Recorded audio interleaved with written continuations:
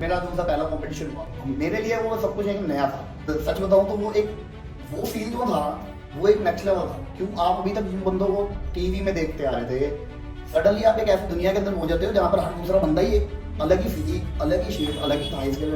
आप समझो कि ये इजी स्पोर्ट नहीं है, इसमें टाइम लगता है। आप देखो कितनी डेडिकेशन होती है उस बंदे की, कि अगर कितनी जगह के लिए आपने डेडिकेशन लगाई है तो उतनी जगह के लिए कितनी डेडिकेशन, कितना पेन, कितने सारे डिसिप्लिन हुए अचीव करी हैं। हार हार के बोलूँगा कि सीख सीख के अचीव करी। तो आपने बॉडी बिल्डिंग की शुरुआत अपनी कौन सी एज में आकर करी? मेरे ख्याल से मेरे को 10 साल हो चले।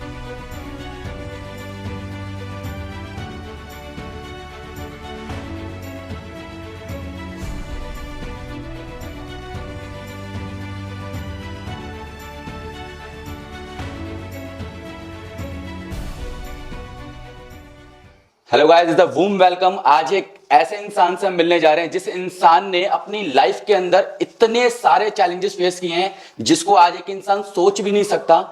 इन terms of age his kid, but in terms of like work the father of many. एक इंसान ने अपनी लाइफ के अंदर इतनी स्ट्रगल करके अपने आप को एक छोटी सी उम्र के अंदर इतना बड़ा क्रिएट किया है। आज हम एक ऐसी ड्रामेटिकल पर्सनालिटी से मिलने जा रहे हैं जिसको देख के शायद आज आपको लाइफ के अंदर बहुत कुछ सीखने का मौका मिले।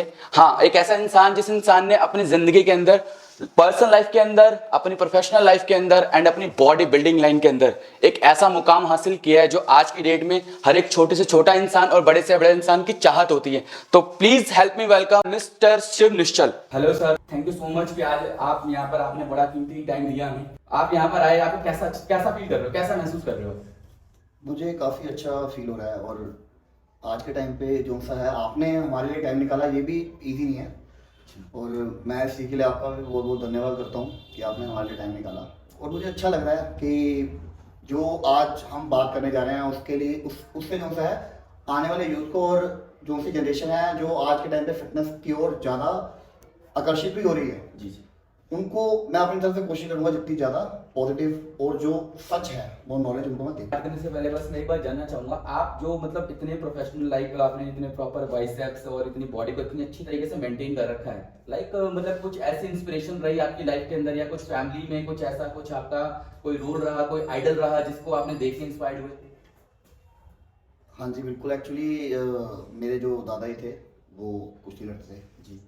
तो हमारा जो सा बैकग्राउंड है वो जलंधर बस्ती शेख से है। ओके। तो वहाँ पर उन्होंने काफ़ी टाइम कुश्ती करी। और आज़ादी से पहले भी जो सा वो तब लाहौर साइड पे थे तो वहाँ पर भी कुश्ती लड़ते थे। फिर उसके बाद थोड़ा कंडीशंस होती हैं, फिर बच्चे होते हैं, फिर उनकी रिस्पॉन्सिबिलिटी की वजह से फिर दादाजी मेरे जो से ताया चाचा पापा थे उनके साथ फिर यहाँ पर दिल्ली आ गए। तो छोटे होते हमने दादाजी को भी देखा है, वो बड़ी एज के बाद भी हमें मालिश वगैरह करते थे जो देसी पहलवान वाले करते थे। बिल्कुल बिल्कुल बिल्कुल। फिर उसके बाद जो सा है हमारे जो से चाचा जी थे, हैं एक्चुअली चाचा जी और हमारे फादर जी। इनको ज़मीन का काफ़ी शौक है। तो जब मैं छोटा भी था, जब से मैंने मतलब होश में जब मेरे को मैं देखना और चीज़ों को कंज्यूम करना, जब बंदा एक चाइल्ड जो से होता है करना शुरू करता है तो तब से हमें अच्छा लगता था देख के कि मसल्स होते थे। पापा को मैं देखता था कई बार वो मिरर के सामने खड़े फ्लैक्स करते थे तो चेस्ट के ऊपर जो सा एक फाइबर कट होता है वो आज के टाइम पे तो नहीं आपको हर किसी की टाइप बॉडी बिल्डर को दिखेगा। वो काफ़ी मेहनत करने के बाद आता था। फिर कई बार पापा चाचा ये सब, चाचा के लड़के ताया के लड़के ये अपने नाम रेसलिंग वगैरह करते। तो बेसिकली मतलब बैकग्राउंड है इस तरीके का कि हमें जो होता है ना सेहत के लिए हमेशा ही मतलब प्रेरित किया जाता है कि मतलब हमारे घर के अंदर ये शुरू से ही है कि बच्चे की हेल्थ को लेके उसकी तंदुरुस्ती अच्छी रहनी चाहिए कि किसी भी तरीके से वो हेल्थ वाइज होता है ना कहीं भी कोई कमी नहीं रहनी चाहिए। सर, जैसे कि आपने बताया आज की डेली लाइफ की इस जर्नी के अंदर बहुत ऐसे लोग हैं जो अपनी बॉडी को काफ़ी फिट चाहते हैं। उनका ड्रीम होता है कि यार मेरे को अगर मैं हमारे बॉलीवुड एक्टर्स के नाम में लूँ, मिस्टर जोना अब्राहम सर हो गए, हमारे सलमान खान सर हो गए, शाहरुख खान सर हो गए, जिन्होंने काफ़ी मतलब इतनी एज में आने के बाद भी अपने आप को मेंटेन किया है। और जो डेली लाइफ के अंदर जो नॉर्मल जो लोग हैं जो सिविल जॉब्स करते हैं, जो जॉब पे जाते हैं, वो चाहते हैं कि हम कुछ ऐसा कुछ करें कि हमारी जॉब भी साथ साथ चलती रहे और हम अपने आप को, अपनी बॉडी को भी फिट कर लें। तो सर ऐसा कुछ सॉल्यूशन है इस चीज़ का कि एक इंसान अपनी जॉब के साथ इन चीज़ों को कंटिन्यू कर सके? एक्चुअली देखो जो सी एक्टर्स की लाइफ है वो देखिए डिपेंड है उनकी फिजिक के ऊपर। ओके। वो अगर अपना फिटनेस का नहीं ध्यान रखेंगे तो उनको ये रोल्स वगैरह ये कैसे मिलेंगे। तो उनको तो वर्क ही जो है अपनी बॉडी पे ही करना होता है। और जो आम इंसान है उसको इन चीज़ों के लिए स्पेशल वर्क निकालने की जरूरत, मतलब स्पेशल टाइम निकालने की जरूरत है नहीं, क्योंकि उनके पास ऑलरेडी टाइम है। बट वो अपने उस टाइम को जो है ना, कई जो से हैं वो डिस्क की तरफ, देन कई कुछ लॉन्जेस की तरफ, मतलब वो खुद ही अपने टाइम को जो वो उनको यूज़ कर सकते हैं अपनी हेल्थ और फिटनेस के लिए, वो ना यूज़ करके वो किसी और चीज़ों में करते हैं। सिर्फ इस वजह से जो है उनको लगता है कि हमारे पास टाइम नहीं है। वरना कोई भी इंसान अपनी लाइफ के अंदर अपनी हेल्थ के लिए 1 घंटा 1.5 घंटा, अगर मैं कहता हूँ 2 घंटे भी नहीं निकाल सकते। अगर किसी की हेल्थ इशू हो जाता है तो वो चाहे हफ्ते के अंदर 3 बार किसी डॉक्टर के पास जाके उसके पास बैठ के बाहर वेटिंग के अंदर 2 घंटे नहीं लगाएगा अपनी मेडिसिन लेने के लिए। बिल्कुल बिल्कुल वो डेफिनेटली लगाएगा। तो वैसे ये सिर्फ एक मिथ है कि भाई मैं सुबह इतने बजे से इतने बजे तक काम पे जाता हूँ यार, मैं भैया अपनी डाइट के लिए टाइम नहीं निकाल पाता, मैं अपनी हेल्थ के लिए टाइम नहीं निकाल, मतलब ऐसा कुछ है ही नहीं। आज अगर किसी कोई, अगर मैं थोड़ा ये मतलब फनी टाइप लगेगा आपको कि मतलब जैसे एक सिंगल लड़का होता है, ठीक है, उसकी लाइफ एकदम स्मूथ जैसे चल रही होती है, सडनली हार्मोन्स चेंज होते हैं, एक एज आती है, तब एक गर्लफ्रेंड बनाने की हो जाती है। क्या वो गर्लफ्रेंड बनने के बाद उसकी रूटीन सेम रहती है? सही तो नहीं हो पाता ऐसा। वो उसके लिए उससे फोन पे बात करने के लिए टाइम निकालेगा, उसको मिलने के लिए टाइम निकालेगा, अगर वो बुलाएगी वो उस टाइम जाएगा, वो सब कुछ करेगा ना उसके लिए। तो लाइफ में एक इन्वॉल्वमेंट आ जाती है। हाँ, तो ऐसी जो है वो इन्वॉल्वमेंट होने के बाद अगर हम अपने लिए चेंजेस कर सकते हैं तो भाई पहले तो सबसे पहले हम है ना, हमें अपनी हेल्थ का ध्यान रखें, तभी दूसरों भी रख सकते हैं। तो अपनी हेल्थ के लिए कोई भी बंदा बड़ी आसानी से डाइट भी प्रिपेयर कर सकता है और अपना टाइम निकाल के वर्कआउट के लिए भी जा सकता है। ये सिर्फ मतलब खुद वो नहीं जाना चाहता, सिर्फ दो ही नहीं जा पा रहे। आपने बॉडी बिल्डिंग की शुरुआत अपनी कौन सी एज में आते थे?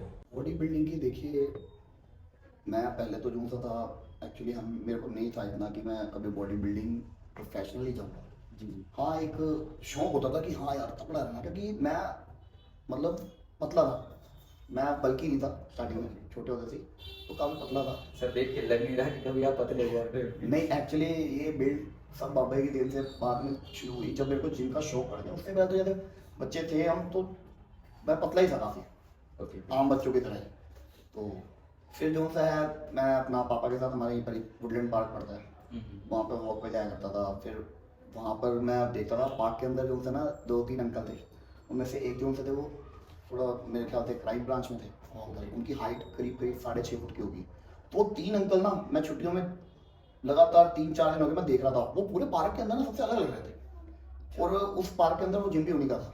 अच्छा। तो मैं बड़ा खुश होता था अंकल को देखो। सडनली अंकल मेरे को पूछ ही लिया कि मतलब और भी की देख रहे हैं। तो मैं अंकल जी तुम अच्छे लग रहे हो, अच्छा, कहते आ जा जिम आ जा। तो पापा ने भेजा मेरे को, मैं गया अंदर, मेरे को अच्छा लगा मशीन वगैरह करके ना। तो पापा कहते हैं इससे मतलब अगर कोई इशू नहीं है तो ज्वाइन करवा देते हैं। पापा ने मेरे को जिम ज्वाइन करवा दिया। बोला मैं उस टाइम आप लगा लीजिए 8th क्लास में था। तो 8th क्लास में? 8th क्लास में था, मेरे 2 महीने की जो छुट्टियां पड़ती हैं उसके अंदर मैं गया। ओके। तो फिर स्कूल स्टार्ट हो गए। स्कूल स्टार्ट होने के बाद ना मेरे को एक उसकी जिम की ऐसी आदत सी पड़ गई यार, कि ऐसा लग रहा है कि लाइफ के अंदर ना डेली कुछ ना कुछ ना ऐसा कोई चीज़ मिस होती है बड़ी इंपॉर्टेंट। मेरे को एक ना वो चीज़ फील होने लग पड़ी। तो फिर जो ना पापा को मैंने बोला, उन्होंने बोला चलो कोई बात नहीं, थोड़ा घर पे लेकर आए सामान। ऐसे करते करते आप लगा लीजिए मैंने 12th तक तो नॉर्मली ही करी, जो नॉर्मली अपनी फिटनेस मेरे को अच्छा लगता था कि जैसे मैं धीरे धीरे मेरी बिल्ड हो रही थी बॉडी। तो स्कूल के अंदर भी जाता था तो बच्चे भी पूछते थे, शाम को जिम जाने के लिए मैं टाइम निकाल लेता था। डाइट हमारे घर में वैसे देसी खुराक भी बढ़िया मिलती है। तो 12th पास करने के बाद जो सा है, फिर मैंने उस चीज़ को, मेरे को एक सर थे यहीं पर ही हमारे पास में, उनका जिम था, और उनकी जो सी चेन थी वो काफ़ी फेमस है, द्रोणाचार्य दा जिम, आपको भी पता ही है, काफ़ी फेमस है। और उनके जो से सबसे ऊपर वो गुरु जी जो से भूपेंद्र सिंह धवन जी जी जी जी। तो वहाँ पर विजय भैया होते थे कोच हमारे। उनसे बात करी तो उन्होंने कहा, तो मैंने शुरू करा, धीरे धीरे हमने बिल्डअप करी। तो फिर मेरा जो सा पहला कंपटीशन हुआ, तो मेरे लिए वो सब कुछ एक नया था।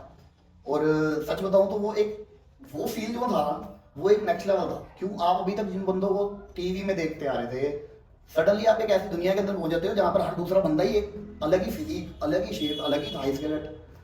मैं मतलब यहाँ तक वो मैं कंपटीशन मैं हारा था। ओके।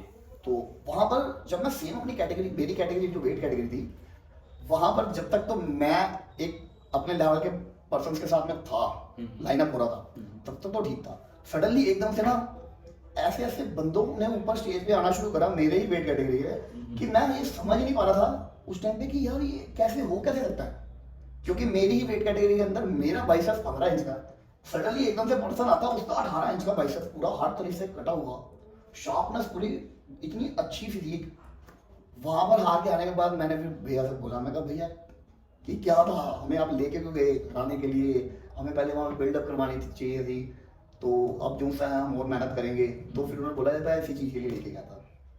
एक जो सा है आप, हाँ, कि मतलब एक आप समझो कि ये इजी सपोर्ट नहीं है, इसमें टाइम लगता है। आप देखो कितनी डेडिकेशन होगी उस बंदे की, कि अगर इतनी लेने के लिए आपने डेडिकेशन लगाई है, तो उतनी लेने के लिए कितनी डेडिकेशन, कितना पेन, कितने सारे डिसिप्लिन चाहिए। तो वो चीज़ को हमने जो सा है अपने माइंड में बिठाया। फिर उसके बाद जो सा है कुछ सर्कमस्टांसेस कह लीजिए आप, कुछ जो सा एक लाइफ के अंदर किसी का कुछ भी हो सकता, तो भैया को किसी वजह से मैं हेल्प चाहिए। और फिर उसके बाद जो सा है फिर मैं अपने उस्ताद जी, जिनको मैंने अपनी लाइफ के अंदर, मेरे लाइफ के अंदर मैंने एक ही उनको सिर्फ उस्ताद जी बनाया, क्योंकि मिलेंगे आपको काफ़ी बंदे, काफ़ी कुछ सबसे सीखने को मिलता है। देखा जाए तो लाइफ के अंदर हर एक इंसान एक टीचर की तरह ही है, जो आपको कुछ भी सिखा दे। बट जैसे मेरे जो से उस्ताद जी सोनू सिंह जी, रमीक सिंह जी जो से हैं, मैं उनके अंडर से आया। फिर उसके बाद हमने धीरे धीरे अपनी बिल्ड करनी शुरू करी। मैंने स्टार्टिंग में फिर पावर लिफ्टिंग करी, पावर लिफ्टिंग में काफ़ी सालों तक करता था। फिर उसके अंदर जो सा है मैंने सुनील लोचक जी की फेडरेशन है, उसके उनके थ्रू जो सा मैं रशिया गया। रशिया में वर्ल्ड कप मैंने खेला, वर्ल्ड कप बहुत वर्ल्ड पावर लिफ्टिंग होती है चैंपियनशिप, वहाँ पे रशिया में, मॉस्को में। मैंने वहाँ पर जो सा है 3 गोल्ड मेडल, 1 सिल्वर और 3 ब्रॉन्ज मेडल, ये मैंने वहाँ पे जीते थे। फिर उसके बाद जब मैं खेल के आया, तो मेरे फिर उस्ताद जी ने बोला कि अब लिफ्टिंग तो हो गई, तो शिव आप बॉडी बिल्डिंग करते हैं। मैं कहा भाई जैसे आपको सही लगे, क्योंकि हम तो नहीं, हमें क्या पता, आपने जो सिखाया आप जैसे जैसे कह रहे हो वैसे वैसे चल रहे हैं। बिल्कुल। फिर पाजी ने बॉडी बिल्डिंग करवाई मेरे को, तो मेरे ख्याल से मेरे को 10 साल हो चले। 10 साल तो फिर मेरे को बॉडी बिल्डिंग करते हुए हो गए। तो फिर उसके बाद जो सा है मैंने स्टार्टिंग BBS से खेलना शुरू करा, बॉडी बिल्डिंग जो सी फेडरेशन, वीर वो एक भैया की है, और काफ़ी अच्छे नेचर के भी हैं, हर तरफ से सपोर्टिव हैं, जजमेंट अच्छी होती है। वहाँ से बॉडी बिल्डिंग खेलनी शुरू करी मैंने। फिर उसके बाद उनसे धीरे धीरे लेवल अप होते रहे। काफ़ी गेमें जीते, काफ़ी गेमें हारे। ये नहीं कि मैं बोलूँगा कि मैंने आज तक ज़िंदगी में कोई गेम हारी नहीं, हार के सीखा हूँ। मैं पहले हारा हूँ और फिर सीखा हूँ। एक्चुअली लिफ्टिंग के अंदर ही मैं बोलूँगा, मैं पहले बहुत हारा हूँ, बहुत हार्ड फेस करी है, कितनी दूर तक खेलने के लिए जाना। बल्कि यहाँ तक कि जिनको मैं गाइड कर रहा होता था, वो आज उनके नाम बहुत अच्छे लेवल पे हैं। चाहे वो हम IPF की भी बात करें, तो वहाँ पर भी मेरे उस टाइम पे वो ऐसे, आप स्टूडेंट कह लो या भाई कह लो, जो उनसे दूर से ट्रेनिंग करने के लिए आते थे, आज बहुत अच्छे नाम पे हैं, मेरे कनेक्शन में हैं, और मैं आज भी उनके साथ जुड़ा हूँ। तो मैं हार जाता था, लेकिन मेरी यही कोशिश होती है कि जिस वजह से मैं हारा हूँ ना, उस चीज़ से वो ना हारे, तो मैं उनको गाइड करता था। NBBA के थ्रू जो सा इनका मिस्टर एशिया हुआ था, मैंने वहाँ पर जो सा फिर टाइटल जीता, मेरे को प्रो कार्ड मिला, मिस्टर एशिया। फिर उसके बाद अभी सडनली जो सा है आप लगा लीजिए, पिछले लास्ट ईयर वहाँ पर वर्ल्ड चैम्पियनशिप हुई है थाईलैंड के अंदर, UWSF वालों की।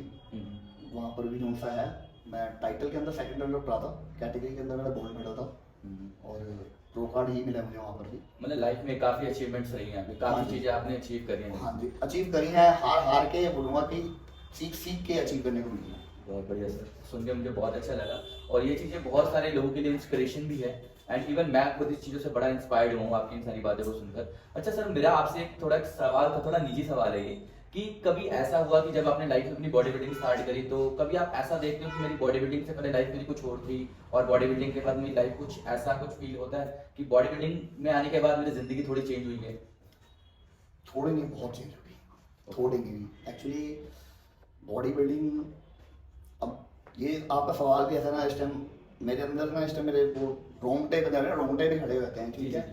क्योंकि जो बॉडी बिल्डिंग, खाली इसको मैं गेम नहीं कहूँगा, जब आप इसके अंदर दिल से एंटर करते हो ना, तो एक गेम नहीं रहती, ये एक ना आपके लिए एक प्यार कह लो, एक जीने की वजह कह लो, कि बॉडी बिल्डिंग कर भी वही पाएगा कि जो ना इससे दिल से जुड़ेगा। जो सिर्फ शौक के लिए करने के लिए आएगा, वो ना तो इसमें टिक पाएगा, ना सर्वाइव कर पाएगा। बॉडी बिल्डिंग चीज ऐसी है कि जिसको पहले आपको अपने आप को उसको देना पड़ेगा, तो वो आपको देगी। क्योंकि बॉडी बिल्डिंग की गेम में एंटर जैसे जैसे आप स्टेप बाय स्टेप आपके लेवल अप होंगे ना, वैसे ही आप ये समझ लीजिए आपकी लाइफ के अंदर कई रिश्ते, रिलेशंस, चाहे क्लोज के हों, चाहे घर के हों, चाहे फ्रेंड्स के हों, काफ़ी लोग आपको नहीं समझेंगे, वो आपसे दूर हो जाएंगे आपकी लाइफ में। आपको सडनली ऐसा लगने लग पड़ता है कि यार मैं कुछ और है ही नहीं, कोई समझता ही नहीं। तो मतलब आपके लिए जो सा ना एक टाइम की ना एक वर्थ होती है जी जी। कि भाई मेरे को ये टाइम पे मील लेना है तो लेना है, उस टाइम पे आपको वो मील लेना है।